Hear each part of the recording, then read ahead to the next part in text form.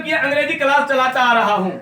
यह क्लास हर साल उत्कृष्ट रिजल्ट प्रदान करती है और इस क्लास की विशेष व्यवस्था है सैनिक और नवोदय की तैयारी कराना। मैं 11 और 12 की अंग्रेजी क्लास की स्पेशलिस्ट क्लास चला रहा हूं।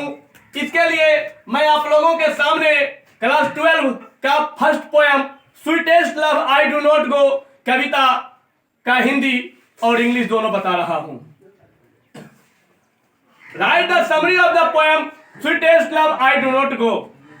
Sweetest love I do not go कविता का सारांश लिखें। The poet John Donne wants to say from this poem it is the theme of love and universal truth।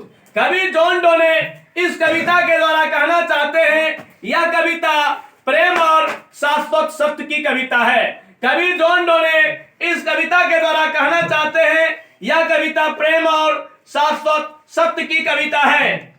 The poet was going to Germany. कवि Germany जा रहे थे। The poet was going to Germany. कवि Germany जा रहे थे। His wife was weeping bitterly. उनकी पत्नी फूट फूट कर रोने लगी। कवि जब जर्मनी जा रहे थे तो उनकी पत्नी फूट फूट कर रोने लगी। She told come here early. उनकी पत्नी ने उनसे कहा कि आप जल्द ही आइएगा, आप जल्द ही आइएगा। The poet told that. तब कवि ने इस बात पर कहा द सन इज ट्रूथ। सूर्य सत्य है। It rises in the east. यह पूरब में उगता है और पश्चिम में प्रत्येक दिन डूबता है। कवि ने कहा मैं तो जल्द ही आऊंगा, लेकिन इस बात को याद रखना सूर्य सत्य है जो प्रत्येक दिन पूरब में उगता है और पश्चिम में डूबता है। Man is mortal. मनुष्य मरणशील है। मनुष्य मरणशील है। Men's power is weaker than the सन।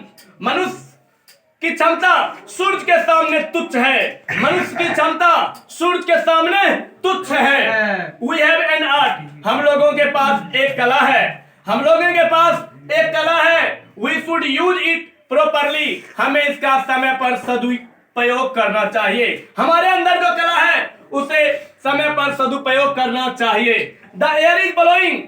हवा चल रही है। It is truth. यह सत्य बातें हैं। The sun gives us energy and light. सूर्य हमें उष्मा और प्रकाश देती है। We should respect